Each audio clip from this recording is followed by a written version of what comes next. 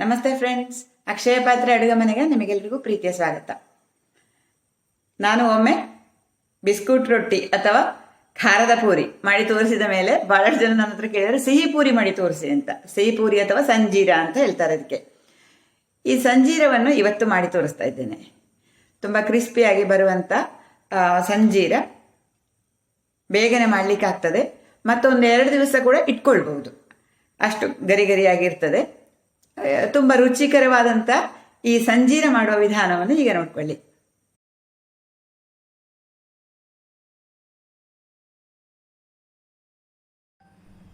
ಸಂಜೀರ ಮಾಡಲಿಕ್ಕೆ ಬೇಕಾದಂಥ ಸಾಮಗ್ರಿಗಳನ್ನು ನೋಡ್ಕೊಳ್ಳಿ. ಮೈದಾ 1.5 ಕಪ್ಪು, ತೆಂಗಿನಕಾಯಿ ತುರಿ 1.5 ಕಪ್ಪು, ಕರಿಯಲು ಎಣ್ಣೆ, ಬೊಂಬೈ ರವೆ ಅಥವಾ ಉಪ್ಪಿಟ್ಟು ರವೆ ಅದೊಂದು 3 ಟೇಬಲ್ ಸ್ಪೂನು, 4 ಟೇಬಲ್ ಸ್ಪೂನು ಸಕ್ಕರೆ, ಇದು ಚಿರೋಟಿ ರವೆ ಒಂದು ಸ್ವಲ್ಪ, ಉಪ್ಪು, ಫುಡ್ ಕಲರ್, ಇದರ ಬದಲಾಗಿ ಹಳದಿ ಪುಡಿ ಕೂಡ ಹಾಕ್ಕೊಳ್ಬೋದು, ಅರಸಿನ ಪುಡಿಯನ್ನು ಬಳಸ್ಬೋದು. ಇದು ಏಲಕ್ಕಿ ಪುಡಿ. ಇಷ್ಟು ಸಾಮಗ್ರಿಗಳನ್ನು ತಗೊಂಡಿದ್ದೇನೆ. ಮೊದಲಿಗೆ ಹಿಟ್ಟು ಕಲಿಸ್ಕೊಳ್ಳೋಣ. ಇದಕ್ಕೆ ಮೈದಾ ಹಾಕ್ತಾ ಇದ್ದೇನೆ. ಇದು ಚಿರೋಟಿ ರವೆ ಒಂದು ಸ್ವಲ್ಪ, ಒಂದು 2 ಟೇಬಲ್ ಸ್ಪೂನ್ ಆಗುವಷ್ಟು ಹಾಕ್ತಾ ಇದ್ದೇನೆ.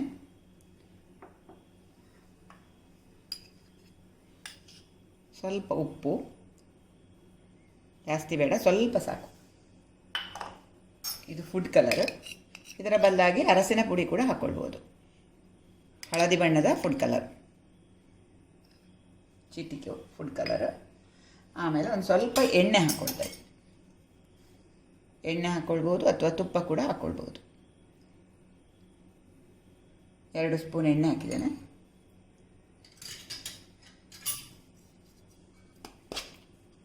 ಥರ ಮಿಕ್ಸ್ ಮಾಡಿಕೊಂಡು ಸ್ವಲ್ಪ ನೀರು ಹಾಕ್ಕೊಂಡು ಕಲಿಸ್ಬೇಕು. ನೀರು ಜಾಸ್ತಿ ಆಗಬಾರ್ದು. ಇದು ಗಟ್ಟಿಗೆ ಕಲಿಸ್ಕೊಳ್ಬೇಕು ಹಿಟ್ಟು. ನಾನು ಚಿರೋಟಿ ರವೆ ಬಳಸಿದ್ದು ಕ್ರಿಸ್ಪಿಯಾಗಿ ಬರಲಿಕ್ಕೆ ಬೇಕಾಗಿ. ಚಿರೋಟಿ ರವೆ ಇಲ್ಲದೆ ಕೂಡ ಮೈದಾದಲ್ಲಿ ಮಾತ್ರ ಹಿಟ್ಟು ಕಲಿಸ್ಕೊಳ್ಬೋದು. ಗಟ್ಟಿಯಾಗಿ ಕಲಿಸ್ಕೊಳ್ಬೇಕು.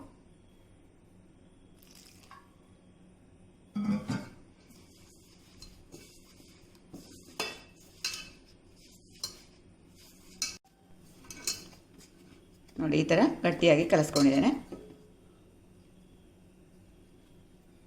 ಇದನ್ನು ಸ್ವಲ್ಪ ನಾದ್ಕೊಳ್ತೇನೆ.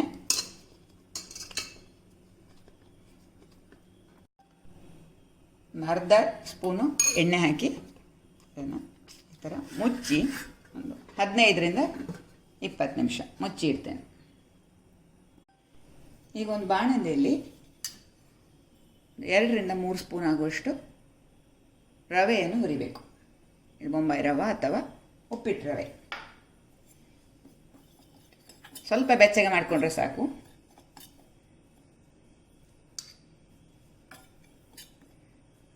ಈಗ ತೆಂಗಿನಕಾಯಿ ತುರಿಯನ್ನು ಹಾಕ್ತಾ ಇದ್ದೇನೆ.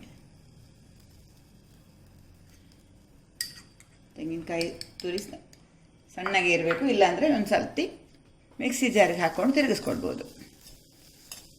ಎರಡನ್ನು ಮಿಕ್ಸ್ ಮಾಡ್ತಾ ಇದ್ದೇನೆ.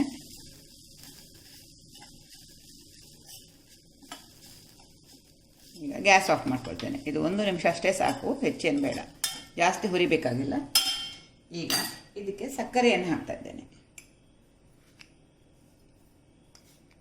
4ರಿಂದ 5 ಟೇಬಲ್ ಸ್ಪೂನ್. ನಿಮಗೆ ಸಿಹಿ ಎಷ್ಟು ಬೇಕೋ ಅಷ್ಟು.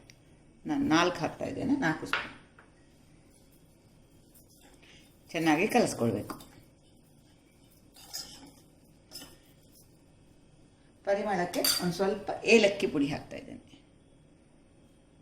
ಇದು ಆಪ್ಷನಲ್, ಬೇಡ ಅಂದರೆ ಹಾಕಬೇಕಾಗಿಲ್ಲ. ಸಕ್ಕರೆ ಇದರ ಬಿಸಿಗೆ ಕರಗ್ತದೆ. ಇದು ಪೂರ್ತಿ ತಣ್ಣಗಾಗಬೇಕೀಗ. ಈಗ ನಮ್ಮ ಸಂಜೀರದ ಹಿಟ್ಟು ನೆಂದಿದೆ ನೋಡಿ, ಈ ಥರ ಚೆನ್ನಾಗಿ ಅಂಟು ಬಂದಿದೆ. ಇದು ಒಂದು 20 ನಿಮಿಷ ಆಯ್ತು. ಈಗ ಇದರಿಂದ ಒಂದು ಸಣ್ಣ ಲಿಂಬೆ ಗಾತ್ರದ ಉಂಡೆಗಳನ್ನು ಮಾಡ್ಕೊಳ್ಬೇಕು. ನೋಡಿ, ಈ ಸೈಜಿನ ಉಂಡೆಗಳನ್ನು ಮಾಡ್ಕೊಳ್ಬೇಕು. ಜೊತೆಗೆ ನಾವು ಮಾಡಿಟ್ಟ ಹೂರಣ ಇದೆಯಲ್ಲ, ಅದು ಕೂಡ ತಣ್ಣಗಾಗಿದೆ. ಅದರಿಂದಲೂ ಕೂಡ ನೋಡಿ, ಸಕ್ಕರೆ ಕರಗಿ ಈ ಥರ ಉಂಡೆ ಮಾಡಲಿಕ್ಕೆ ಬರ್ತದೆ. ಇಷ್ಟಿಷ್ಟು ದೊಡ್ಡದಾಗಿ ಉಂಡೆ ಮಾಡ್ಕೊಳ್ತೇನೆ.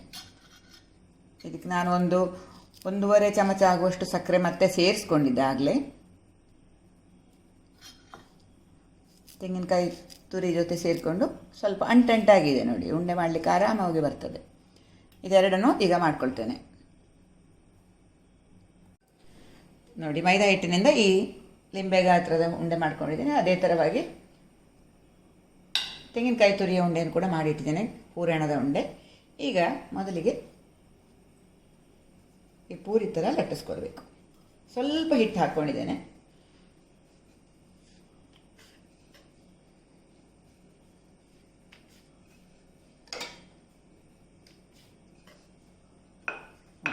ಈ ಥರ ಮಾಡಿ ಪೂರಿ ಥರ ಮಾಡಿ ಹೂರಣ ಇಟ್ಟು ತುಂಬಿಕೊಳ್ಬೇಕು.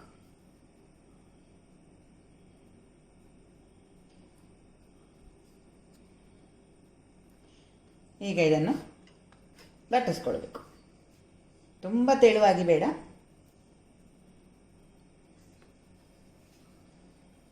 ಹಿಟ್ಟು ಹಾಕ್ಕೊಳ್ಬೇಕಾಗೋದಿಲ್ಲ.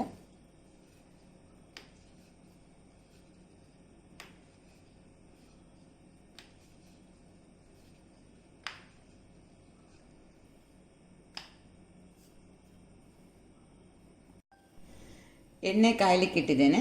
ಪೂರಿಗಳನ್ನು ಕೂಡ 2-3 ಮಾಡಿ ಇಟ್ಟಿದ್ದೇನೆ. ಎಣ್ಣೆ ಬಿಸಿ ಆದ ತಕ್ಷಣ ಅದಕ್ಕೆ ಹಾಕೋಣ. ಬಿಸಿ ಆಯ್ತಾ ಅಂತ ಅನ್ಸುತ್ತೆ, ನೋಡ್ತೇನೆ.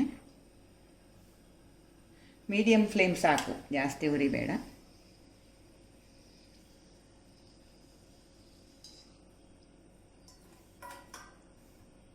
ಮಾಡಿಟ್ಟಂಥ ಸಂಜೀರವನ್ನು ಹಾಕ್ತಾ ಇದ್ದೇನೆ. ಉಬ್ಬಿ ಬರ್ತದೆ ಪೂರ್ತಿಯಾಗಿ.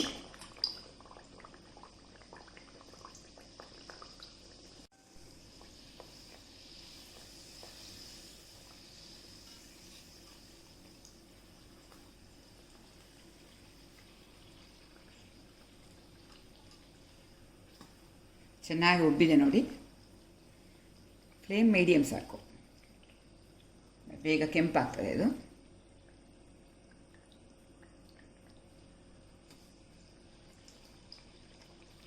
ಗರಿ ಗರಿ ಆಗೋ ತನಕ ಕರಿಬೇಕು.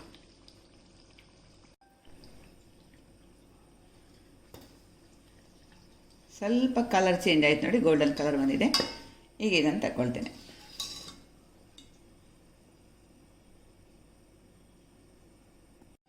ಈಗ ಇನ್ನೊಂದು ಸಂಜೀರನ ಹಾಕ್ತಾ ಇದ್ದೇನೆ.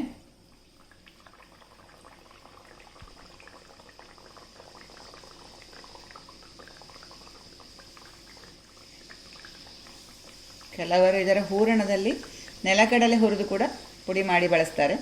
ನಾನು ಅದೇನು ಹಾಕಲಿಲ್ಲ, ಬರೀ ತೆಂಗಿನಕಾಯಿ ತುರಿ, ರವೆ, ಸಕ್ಕರೆ ಅಷ್ಟೇ ಹಾಕಿದ್ದು.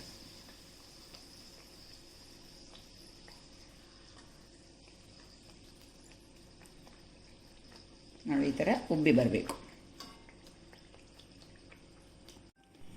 ನಮ್ಮೂರಿನ ಸ್ಪೆಷಲ್ ಸಿಹಿ ಪೂರಿ ಸಂಜೀರ ನೋಡಿ, ಕ್ರಿಸ್ಪಿಯಾಗಿ ಬಂದದ್ದು.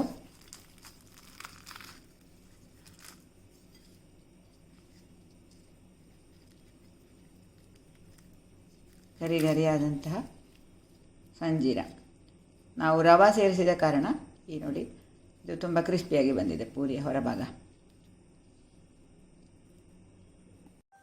ನಾನೀಗ ಮಾಡಿದಂಥ ಸಂಜೀರ ನಿಮಗೆ ಇಷ್ಟ ಆಯಿತು ಅಂತ ಅಂದ್ಕೊಳ್ತೇನೆ. ಇಷ್ಟ ಆದರೆ ಒಂದು ಲೈಕ್ ಒತ್ತಿ ಈ ವಿಡಿಯೋ ಲಿಂಕನ್ನು ನಿಮ್ಮ ಮಿತ್ರರಿಗೆ ಶೇರ್ ಮಾಡ್ಕೊಳ್ಳಿ.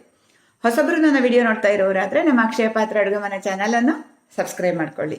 ಸಬ್ಸ್ಕ್ರೈಬ್ ಮಾಡೋದ್ರೊಂದಿಗೆ ಬದಿಯಲ್ಲಿರುವ ಗಂಟೆ ಚಿತ್ರ ಅಥವಾ ಬೆಲ್ ಐಕಾನ್ ಒತ್ತಿದ್ರೆ ನಾನು ಮಾಡ್ತಾ ಇರುವಂಥ ಹೊಸ ಹೊಸ ಅಡುಗೆಗಳನ್ನು ಆ ಕೂಡಲೇ ನೋಡ್ಕೊಳ್ಬೋದು.